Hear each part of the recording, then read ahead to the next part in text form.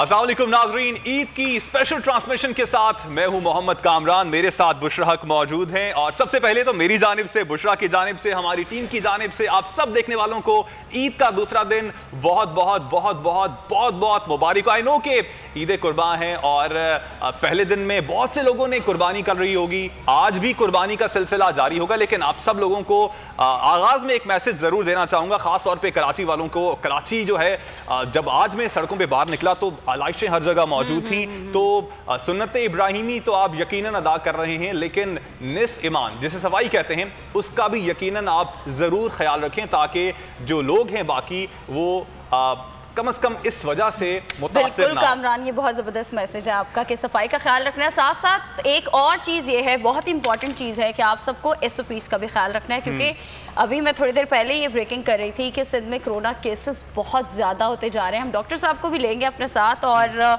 उनसे भी जो जो एहतियात अभी बहुत ज़रूरी है वो पूछेंगे, और क्या करना है, क्या खाना है, किस तरह से गोश्त का इस्तेमाल करना है, वो भी उनसे जानेंगे और आप सबको बताएंगे। बिल्कुल। अच्छा बुशरा, कुर्बानी की ईद है, कुर्बानी होती है पहले दिन में, आपके घर में कुर्बानी हो गई है। और दूसरी बात जो मैं पूछना चाह रहा था कि कुर्बानी होते हुए जानवरों की आप देख लेती हैं या फिर जब गोश्त आता है सिर्फ खाने में इंटरेस्ट होता है आपका? नहीं, असल में होता ये है, उमूमन यही होता है कि जब कुर्बानी हो रही होती है, हम ऑफिस में होते हैं तो मैं देख नहीं पाती। वैसे अगर मैं देखूंगी तो मुझे कोई डर वर नहीं लगता और गोश्त भी मैं खा लेती हूँ। अभी हम लोग जब ये ट्रांसमिशन शुरू करने से पहले बातें कर रहे थे तो कामरान ने मुझे ये बताया कि वो कुर्बानी का गोश्त नहीं खाते, उनको स्मेल। कुर्बानी का गोश्त नहीं, मैं यूजुअली वैसे मैं ओवरऑल बात कर रहा था। उनको छोटा बड़ा गोश्त है वो मैं खाता हूँ, सिर्फ मैं चिकन में इंटरेस्ट लेता हूँ। And it has nothing to do with qurbani, by the way. मैं let me make myself clear कि इसका कुर्बानी के गोश्त से कोई ताल्लुक नहीं है।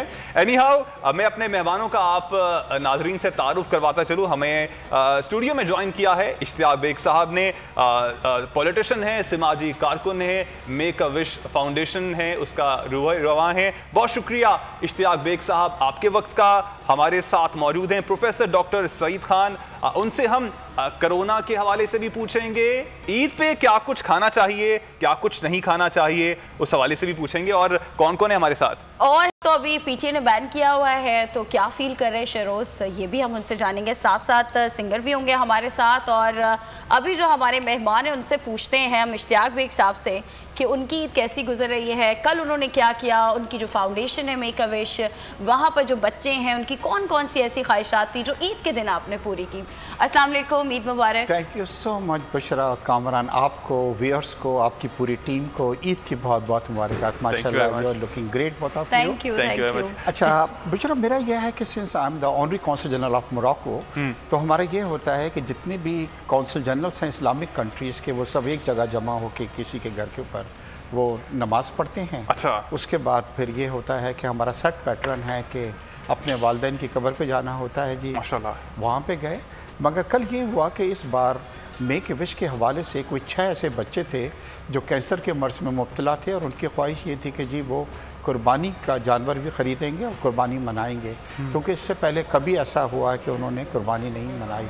तो हम उन्हें कुछ दिनों पहले लेके गए थे जनाब, और फिर कल उनके घर के ऊपर कुर्बानी भी करवाई, कसाई भी लेके गए। और बड़े मज़े की चीज़ ये हुई कि एक बच्चे का जो वालिद थे वो जनाब नाराज़ उससे हो रहे थे कि तुम किसी के चोरी करके ले आए हो मोहल्ले वाले के, ये तुमको कहाँ से मिला, मतलब ये। तो फिर उनको बताया गया कि जी एक फाउंडेशन है जो जानलेवा मर्ज से मुब्तला बच्चों की जो भी ख्वाहिश होती है पूरा करती है। और सिंस आपके बच्चे को क्योंकि कैंसर है, उसकी ख्वाहिश थी कि कुर्बानी का जानवर, और दो ने जनाब मना कर दिया कि नहीं हम अपने जानवर की कुर्बानी नहीं करेंगे। अच्छा। तो कल बड़ा टफ दिन गुजरा जी हमारा। चले माशाल्लाह, गुड टू नो। वैसे मुझे थोड़ा मेक अ विश के हवाले से भी बताइएगा, आइडिया आपके पास कैसे आया, लाइक ये शुरू कैसे हुआ?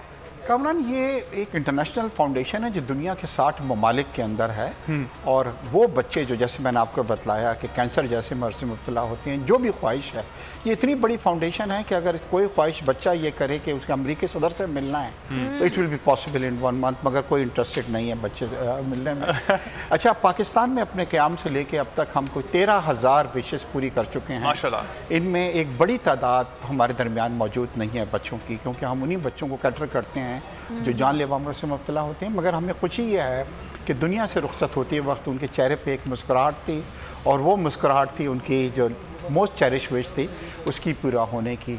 किस तरह ख्याल आया मेरी वाइफ की डेथ हुई है कैंसर से, तो जब उनका इलाज हो रहा था यूके के अंदर, तो वहाँ पे मेक ए विश के बच्चे आया करते थे 17 इयर्स बच्चों से जो कैंसर में मुब्तला थे। This is how we came to know about, और हम दोनों की। और ये कब की बात है, ये शुरू कब से हुई है? आपने पाकिस्तान में इसका आगाज कब से किया? 15 इयर्स नाउ इन पाकिस्तान। माशाल्लाह माशाल्लाह, 15 साल हो गए और 13,000 बच्चे हैं जिनकी आपने ख्वाहिशात पूरी की हैं। ठीक, तो ये वो बच्चे हैं जो जानलेवा मरज में मुब्तला होते हैं। जी हाँ। तो जो ऐसे लोग हैं जो किसी बीमारी में मुब्तला नहीं है और उनकी कोई ख्वाहिशात हैं, तो वो पूरी करेंगे आप लोग? आप देखिए, इसका कॉन्सेप्ट ये है कि जो बच्चे जानलेवा मर्ज में मुब्तला होते हैं उनके पास एक लिमिटेड टाइम होता है। जी जी जी। और फिर आमतौर पे जो बच्चे हमारे से इंटरेक्ट करते हैं वो बड़े लेस प्रिविलेज होते हैं। और आप यकीन करें कि कभी कभी एक बच्ची की एक विश होती है कि मुझे एक डॉल एंड डॉल हाउस चाहिए, और वालिदैन उसके अफोर्ड नहीं कर सकते। तो जस्ट फील कि क्या फीलिंग आपकी होती है कि बच्चा, आपको मालूम है कि उसका टाइम स्पैन बहुत कम है। अच्छा, जो हेल्दी बच्चे होते हैं उनके लिए यह है कि ज़िंदगी पूरी पड़ी है, माशाल्लाह कल को बड़ा जॉब भी लगेगी, ट्रैवलिंग भी करेंगे, अपनी विशों को पूरा करेंगे। It's a very noble work you talking about. लेकिन द थिंग इज दैट के बुशरा जिनकी बात कर रही हूँ, अपनी बात कर रही थी कि अगर मेरी कोई ख्वाहिश हो तो वो पूरी कर सकती है। बुशरा के लिए फॉर एक्सेप्शन जरूर सर आप माशाल्लाह। और मैं बुशरा के पीछे काफी अरसे से पढ़ा हूँ कि मोरक्को की ये विजिट करें। Morocco is a beautiful. चलिए वो एक ख्वाहिश पूरी हो जाएगी। Bushra, this is my promise that जिस दिन वीजा खुले you will be the first one to visit Morocco। बहुत शुक्रिया, हमारे साथ ही मौजूद रहिएगा। प्रोफेसर डॉक्टर सईद खान की जानिब बढ़ना चाहेंगे। प्रोफेसर साहब, एक तो आपको सबसे पहले बहुत बहुत ईद का दूसरा दिन मुबारक हो। दूसरी बात, ईद है, कुर्बानी की ईद है, सब छोटा हो बड़ा हो गोश्त खा रहे हैं जरूर। किस किस चीज में परहेज आप रिकमेंड करेंगे, खास तौर पे कोविड के दिनों में? जी बहुत बहुत शुक्रिया मेरी तरफ से आप सबको और सब नाज़रीन को ईद मुबारक। Thank you. ईद का दिन सब लोग खुश हैं और ये मजहबी त्यौहार भी है और लोग अपने मिसाक के मुताबिक कुर्बानी भी करते हैं। और अल्लाह मियाँ इस दिन सब उन गरीबों को भी गोश्त मैसर करा देता जो पूरे साल शायद उन्होंने गोश्त नहीं खाया हो। गोश्त काफ़ी लोगों को पसंद होता है, लेकिन मेरी रिकमेंडेशन ये है कि इतना गोश्त खाएँ और ऐसे खाने खाएं कि आप खाने को खाएं, खाना आपको ना खा जाएगा नहीं। तो मुख्तसर ये कि साफ़ सुथरा गोश्त जब भी आप पकाएं तो साफ़ सुथरा रखें उसको, और हाई कोलेस्ट्रोल ज़्यादा ना हो उसमें। और कोविड के हिसाब से ये ज़रूरी है कि गोश्त अच्छा है, खाने में कोई ममानत नहीं है, लेकिन एतदाल पसंदी से काम लेना चाहिए। ऐसा ना हो कि अभी नहीं तो कभी नहीं वाला मामला नहीं होना चाहिए कि आज किसी ने अगर नहीं खाया तो फिर दोबारा नहीं मिलेगा। तो ऐसा ना हो। काफ़ी लोग ऐसा कर लेते हैं कि बहुत ज़्यादा गोश्त खाना शुरू कर देते हैं, ज़्यादा तला हुआ गोश्त खाना शुरू कर देते हैं। तो अगर एतदाल से खाएं तो गोश्त खाने में कोई ममानियत नहीं है और मुनासिब मिक़दार में यकीनन गोश्त खाया ठीक है सर, आपके ख्याल में एतदाल पसंदी अपनाना होगी ये जो कुर्बानी का गोश्त है उसको खाने में। तो कुछ कोरोना वायरस की भी हम बात करते हैं, बहुत केसेस बढ़ते चले जा रहे हैं, आवाम को अभी एहतियात बहुत ज़रूरी है। यकीनन आप भी यही मशवरा देंगे। भारतीय वेरिएंट के बारे में क्या बताइएगा, क्योंकि कहा जा रहा है कि सिंध में बहुत केसेस आ गए हैं। बिल्कुल, हमने आप ही के चैनल पर पहले ही मुतला किया गया था तकरीबन 1 महीने पहले कि ईद के आसपास ये 4th वेव शुरू हो जाएगी और इसमें ख़तरनाक बात इंडियन वेरिएंट की होगी, और वही हुआ। और जिसकी वजह से आज ईद का दिन, कल भी ईद का दिन था, आज भी ईद का दिन है और हम लेबॉर्ट्री में मौजूद हैं। और क्योंकि मरीजों का रश इतना बढ़ गया है, डॉक्टरों का और जितने भी स्टाफ है उनकी जो ड्यूटी लगी है कि ईद वाले दिन भी उनकी ड्यूटी लगी है, क्योंकि मरीज बेतहाशा हैं हॉस्पिटल्स में और उनके टेस्ट की ज़रूरत होती है। तो हम लेबॉर्ट्री में आज भी मौजूद हैं। नंबर्स बहुत ज़्यादा तेज़ी से बढ़ रहे हैं और इसमें मज़ीद भी इजाफा होगा, क्योंकि जो इंडियन वेरिएंट है इस कोरोना वायरस की किस्म में ऐसी तब्दीली है आ चुकी है जो बहुत तेज़ी से फैलता है। इसकी फैलाव बहुत तेज़ी से होता है, फिर इसकी बीमारी की शिद्दत बाकी वेरिएंट के हिसाब से ज़्यादा शदीद बीमार लोग होते हैं, जिसकी वजह से हॉस्पिटल्स पे प्रेशर बढ़ जाता है। काफ़ी लोग जो है हॉस्पिटल जाना पड़ता है, उनको ऑक्सीजन की ज़रूरत पेश आती है, ICU की ज़रूरत पेश आती है, और कुछ खाना खासा वो वेंटिलेटर पे भी चले जाते हैं।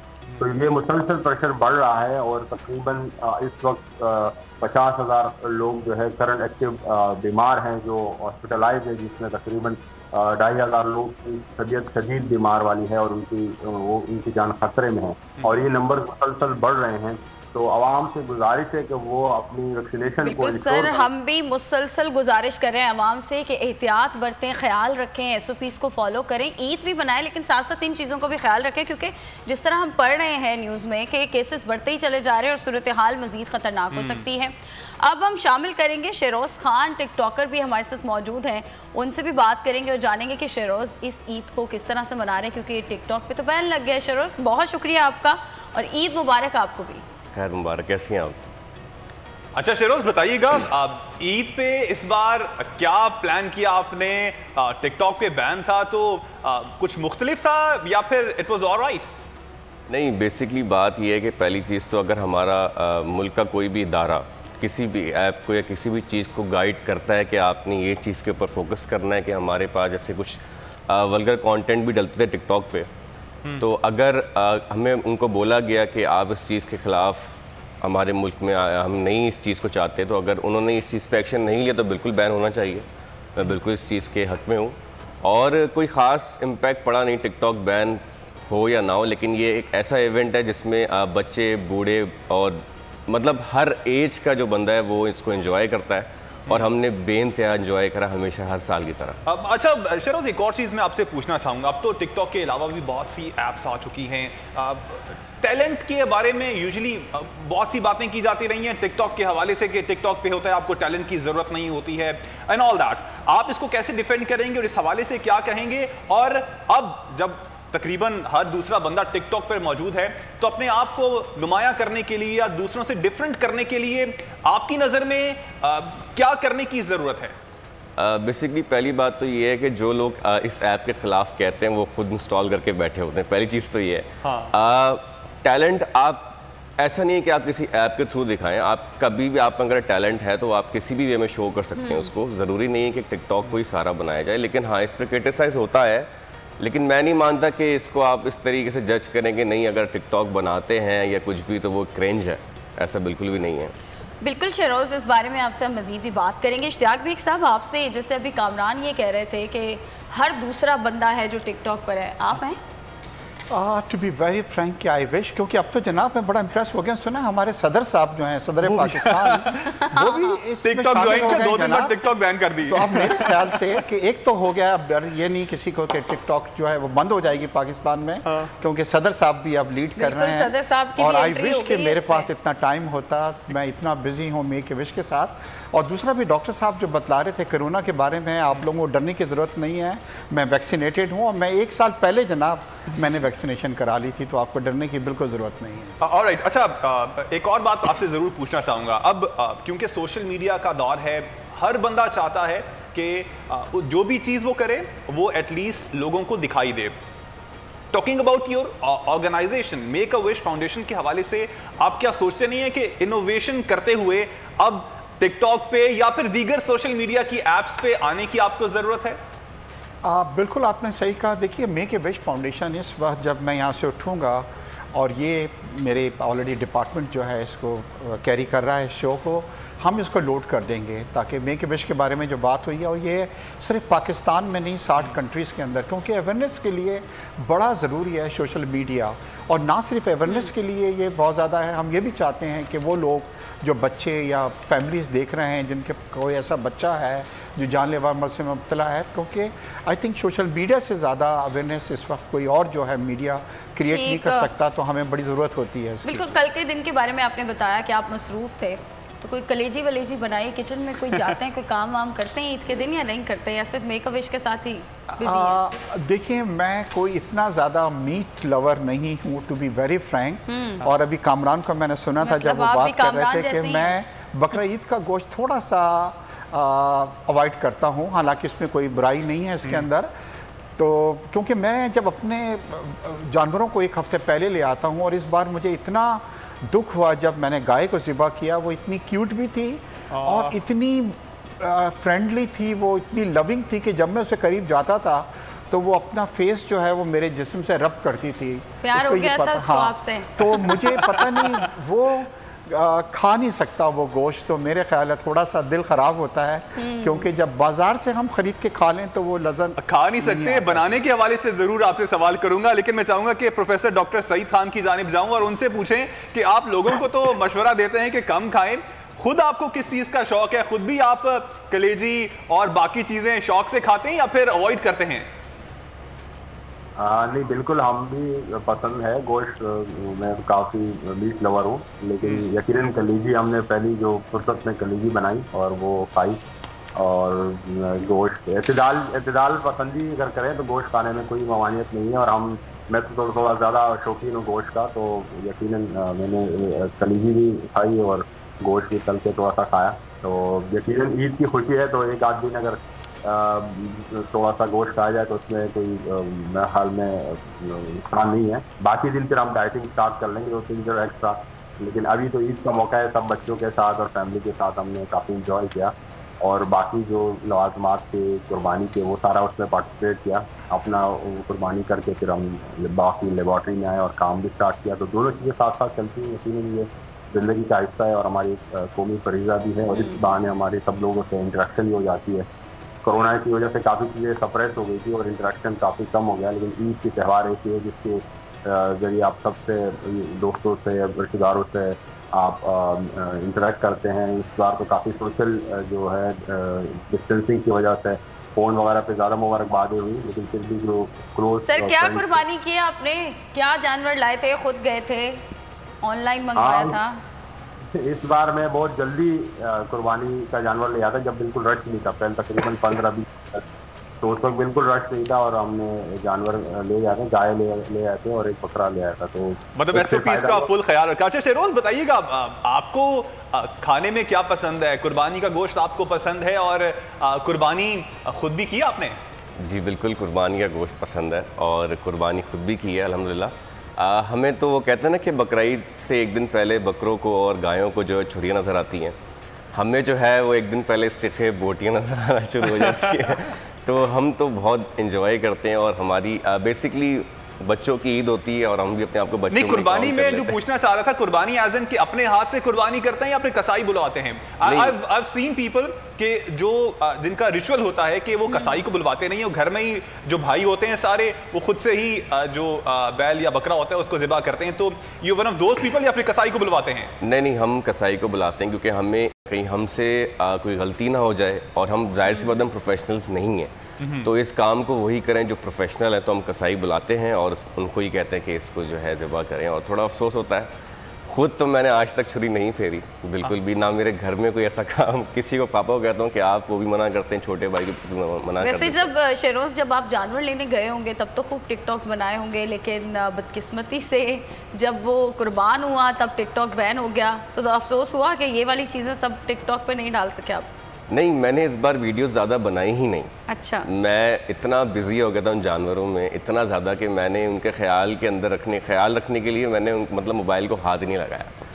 तो मुझे कोई खास इम्पैक्ट पड़ा नहीं बैन और खाना बनाने में भी इंटरेस्ट है आपको वैसे एज एन के इसके अलावा, जो तिक्के बोटी के अलावा भी वैसे आप खाना बनाते हैं? नहीं, बिल्कुल नहीं, मुझे कोई इंटरेस्ट नहीं है इस चीज़ के अंदर। हाँ, खाने का बहुत शौक है, बनाने का नहीं। बनाने का। इश्तियाक साहब, आपको वैसे खाने के अलावा बनाने का भी शौक है? टू बी वेरी फ्रैंक कि मुझे खाना वाना बिल्कुल बनाना नहीं आता, सिर्फ ऑमलेट बना सकता हूँ। अच्छा। कि कभी अकेला घर पे हूँ और शेफ़ घर के ऊपर नहीं हो तो अपने आप को ऑमलेट बना सकता हूँ। लास्ट कब बनाया आपने ऑमलेट, बताएं? काफ़ी अर्सा हो गया, क्योंकि मोरक्को के अंदर एक बार जो मेरे घर के अंदर शेफ़ था वो आया नहीं। तो मुझे बड़ी भूख लग रही थी तो ऑमलेट।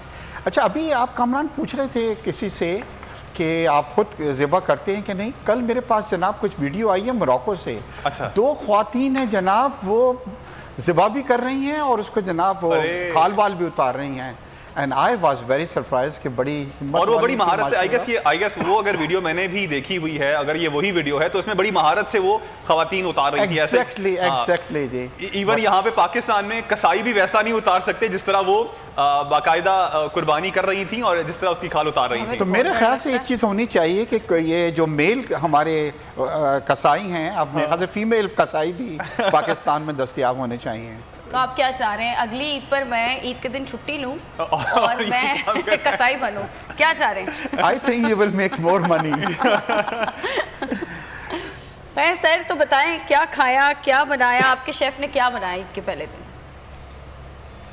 बुशरा मुझसे पूछ रही हैं? जी जी बिल्कुल, आपसे पूछ रही हूँ। देखिए सुबह तो बहुत बिजी दिन गुजरा इन्हीं बच्चों के साथ, बट रात को मेरे बड़े भाई हैं अख्तियार बेग साहब, और एक ट्रेडिशन है हमारी कि सब जनाब बच्चे, sisters, brother in loss, nephew, नीसे सब एक जगह जमा होते हैं, और जनाब वहाँ पे अख्तियार भाई की जो मेरी भाभी हैं, she is the best cook I must say.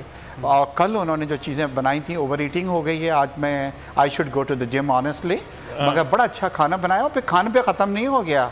हमने जनाब बाद में सब चिमट जाते हैं कि जी ईदी भी दें, तो अख्तियार साहब को ठीक ठाक रात को बेचारों के पास कुछ नहीं बचा। ईद पे भी आपके घर में हाँ ईद का जी, ट्रेंड था? हमारे यहाँ जी ईद बकरा ईद बच्चे जो हैं वो माफ़ नहीं करते, कहते हैं जी ईद आपसे देनी तो है। फिर आप जाते वक्त मुझे और कामरान को ईद देखा हाँ जाएगी? जी, मैं क्या इसी आप बात क्या कहना चाह रहा था कि बुशरा ने जब भी है ना आपसे पूछना है कि आपने घर में तो ईदी बांट दी है, बोल टेलीविजन भी आप अपना घर समझें, और यहाँ पे सारे एम्प्लॉयज हैं हम वो भी family हैं आपके फैमिली के मेंबर्स हैं। अच्छा, मैं ज़रूर दुआएं दूंगा जी आप लोगों को ज़रूर। अच्छा, आपने ना सही पॉलिटिशियंस वाली और बिजनेसमैन वाली बात कर दी। यानी हाँ प्रोफेसर डॉक्टर सईद साहब, जब ईद खत्म होती है तो किस तरह के मरीज वैसे आपके पास आते हैं?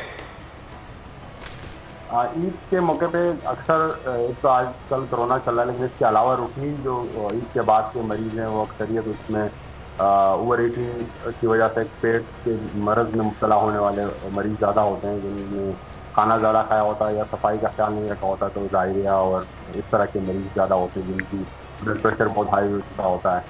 तो डॉक्टर साहब, जब ये मरीज ओवर ईटिंग करके आते हैं तो आपका सबसे पहला उनको जवाब क्या होता है कि किसने कहा था इतना ज़्यादा खाओ? यकीनन इमरजेंसी में डॉक्टर उनको डील कर रहे होते हैं, लेकिन उस वक्त मरीज को तो आप ये नहीं कह सकते कि या मरीज को मरीज भी डील करना होता है, लेकिन यकीनन दिल में यही बात आती है कि जब मना किया था तो उस वक्त आप मना नहीं है और आप जो है आप इस मुसीबत में फंस गए, तो यकीनन वो परेशान होते हैं, लेकिन डॉक्टर उनका ख्याल रखते हैं और उनको एहतियाती के लिए जो भी कोशिश हो सकती है वो कर रहे होते हैं। लेकिन यकीनन काफ़ी लोग ऐसे हैं जो ईद वाले दिन बहुत ज़्यादा खाना खा लेते हैं और कुक अच्छी तरह नहीं करते, जिसकी वजह से वो इस तरह के पेट की बीमारियों में मुब्तला हो जाते हैं, और स्पेशली ब्लड प्रेशर और कोलेस्ट्रोल लोग का ज़्यादा हो जाता है, तो उसकी वजह से भी दिल के मरीज़ जो है ना उनके लिए ख़तरनाक साबित हो सकता है। तो उनको चाहिए कि हाई कोलेस्ट्रोल डाइट से अपने आप को अवॉइड करें या कम से कम वो इस तरह खाने खाएँ। वैसे जी जी हाँ डॉक्टर साहब, मैं ये जानना चाह रही थी, आपने कभी कुकिंग की है, कुछ बनाया है, बेगम का हाथ बटाया आपने? मैं बहुत ज़्यादा तो नहीं, मैं खाने में ज़्यादा हाथ बटाता हूँ लेकिन अच्छा। पकाने में भी कभी कभार जो टाइम हो और मूड हो तो बहुत अच्छा कुक तो नहीं हूँ, लेकिन थोड़ा बहुत मैं पका लेता हूँ, मतलब कढ़ाई वगैरह में बना सकता हूँ। तो क्या बना रहे हैं इस ईद पे, आप क्या बनाएंगे? हमारा प्लान है कि हम बारबेक्यू करेंगे रात को फ्रेंड के साथ, तो वो उसमें है हमारी दिलचस्पी भी है और थोड़ी एक्सपर्टीज भी है। तो डॉक्टर साहब का पता बतला दीजिएगा जी, बारबेक्यू हो गया आज।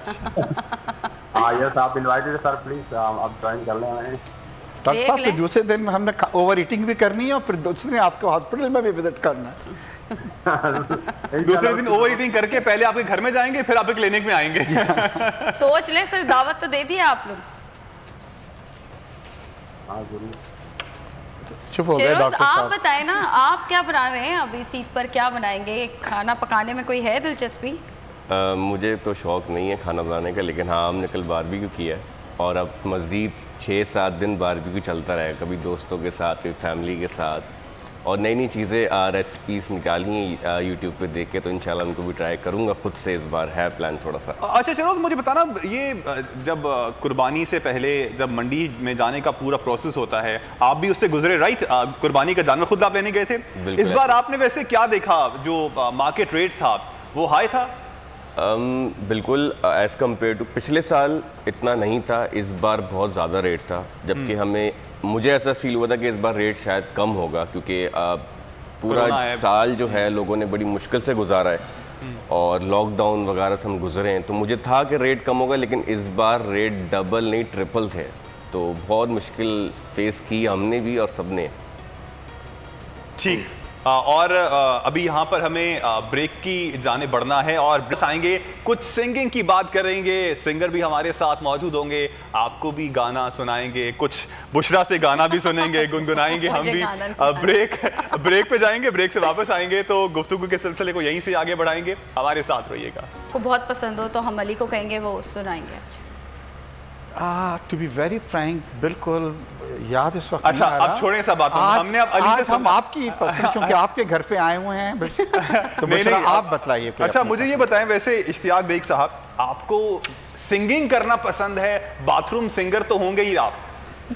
Not really, Kamran. I'm not into singing and not into bathroom singing also. अच्छा, सुनने का मुझे बहुत शौक है और बाथरूम में भी। लेकिन आप बताएं ना कौन सा गाना सुनना है? सिंगर यहाँ पर है, वो ढोलक के साथ अक्षय यहाँ पर है, तो आप बताएं ना, ईद का मौका है, अच्छा सा कोई सॉन्ग बताएं जो आपको पसंद हो। देखिए अगर मैंने कोई चीज बताई और आपको पसंद नहीं आया, कामरान को पसंद नहीं आया, अच्छा ओके, और व्यूअर्स को समझ में नहीं आया तो फिर एम्बैरेसमेंट होगी, इसलिए हम आप पे छोड़ते हैं ये। अच्छा डॉक्टर साहब हमारे साथ है, डॉक्टर साहब आप बताएं, कोई बताएं कौन सा गाना पसंद है? तो यहाँ पर अली की मौजूदगी का फायदा उठाते हैं ना, अच्छा सा गाना सुनते हैं आपकी पसंद का। हाँ ये काफी अच्छा आपने बताया। इस वक्त मेरे ज़हन में तेरे नैना, अगर वो अली तेरे नैना का आपको है अभी? कौन से वाले तेरे नैना? वैसे नैना बहुत है, तेरे नैना बहुत सारे भी हैं। कौन सी मूवी का है जो इनको याद हो? अली कोई तेरे नैना आना चाहिए उसमें, नैना हो।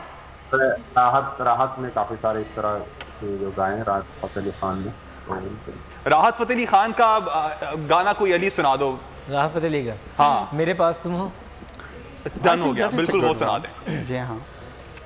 अली अब मुझे ये बताओ कि YouTube चैनल भी आपका है, फॉलोअर्स हैं वहाँ पे आपके, रिस्पांस कैसा है सोशल मीडिया पे? अभी लॉकडाउन की वजह से तो मतलब कुछ अच्छा रिस्पांस नहीं रहा और ना मैं ज़्यादा सोशल मीडिया पे आ रहा था, तो मतलब अच्छा। थोड़ा आउट चल रहा था, तो अल्हम्दुलिल्लाह अब दोबारा से कनेक्ट हुए हैं इंशाल्लाह और अपने व्यूअर्स को जो ना अच्छा सुनाएंगे और वो हमसे इंशाल्लाह लुत्फ़अंदोज़ होंगे। अच्छा वो ईद के हवाले से बताना अली थोड़ा, ईद पे यूजुअली आपकी ईद होती कैसे है? ईद पे कुर्बानी खुद से करते हैं, घर पे करते हैं, जानवर लेने जाते हैं? How is the whole process in your life? Eid पे जो है जानवर लेने जाते हैं, उसके बाद मंडी में इतना टाइम लग जाता है, जानवर सेलेक्ट करना होता है, पहले उसको देखेंगे वो कितना खूबसूरत जानवर है, उसके बाद जानवर लेकर आते हैं, फिर उसके बाद काटते हैं, फिर जो है वो गोश्त वगैरह जो तकसीम करते हैं, उसके बाद और जब आप गाय लेने जाते हैं तो अगर व्यापारी पैसे कम नहीं कर रहा होता तो उसको आप कभी कहते हैं कि चलो तुम्हें मैं एक अच्छा सा भड़कता हुआ गाना सुनाता हूँ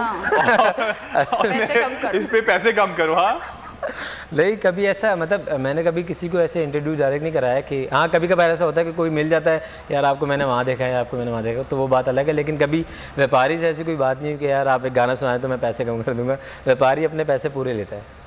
कामरान साहब प्राइस बढ़ जाते होंगे अगर वो देखते होंगे क्योंकि आप जाने पहचाने हैं इसलिए सिंगर्स आर रिच। अच्छा इश्तियाक साहब, वैसे मुझे बताएं, इस बार मैं पहले भी पूछ रहा था टिकटॉकर से कि इस बार जो रेट रहा है मंडी का वो कैसा रहा है? आपने क्योंकि मेक अ विश फाउंडेशन के लिए भी जो जानवर थे वो बाय किए, अपने घर के लिए भी यकीनन बाय किए होंगे, तो ओवरऑल मंडी पे जब गए आप तो how was the whole process? And इस बार बहुत सुनने में आ रहा है कि कीमतें बहुत बढ़ गई थी। बिल्कुल आप सही कह रहे हैं कि इस बार कीमतें बहुत बढ़ी हुई थी। अच्छा मज़े की चीज़ ये है कि बार्गेन बहुत होती है वहाँ पे, अगर आप सही बार्गेनर हैं, आपको पता है कि किस तरह बार्गेन करते हैं, तो कभी कभार 50% के ऊपर भी जनाब ले आते हैं। यानी कि मुझे हमारी जो गाय थी वो उसने तकरीबन को 300,000 से शुरू की और at the end of the day वो जनाब 200,000 पे आ गया और हमेशा यही कह रहा था कि मुझे बहुत लॉस हो रहा है, बहुत प्रॉब्लम हो रही है। बट बार्गेनिंग का जो है उसके जब आप करते हैं किसी चीज़ की तो उसका एक अपना भी मज़ा है, और जब तक ये सौदा जो है आप बार्गेन करके नहीं उठाते हैं तो बड़ा अच्छा लगता है कि आपने जनाब अपने अच्छा उसको प्राइस को नीचे लेके आए अब। जी ठीक। अच्छा अली और अक्षय, आपकी जानिब, अब क्योंकि टाइम कम है और हम चाह रहे हैं कि हमारे जो नाजरीन हैं वो सिंगिंग से ज़्यादा महसूस हों। अली आतिफ असलम का कोई सॉन्ग सुनाओ। हाँ, आतिफ असलम का कोई सॉन्ग? यार सोचना तो हम जैसों को पड़ता है ना, आप क्यों सोच रहे हैं? आप तो सिंगर हैं। नहीं, सोचना नहीं पड़ रहा है, असल में कलेक्शन ज़्यादा है और मैं सोच रहा हूँ कि कौन सा गाना। तो आतिफ तो नाराज नहीं होंगे ना, इसलिए तो आप डर नहीं रहे। नहीं नहीं नहीं नहीं नहीं नहीं आतिफ का कोई गाना चले एक अभी मैं और सुनाता हूँ, उसके बाद मैं आतिफ को सुनाता हूँ, जब तक मेरे जहन में वो गाना डन हो गया। ठीक है। मेहदी साहब का कुछ सुनेंगे? बिल्कुल। मेहदी हसन साहब का सुनाएं।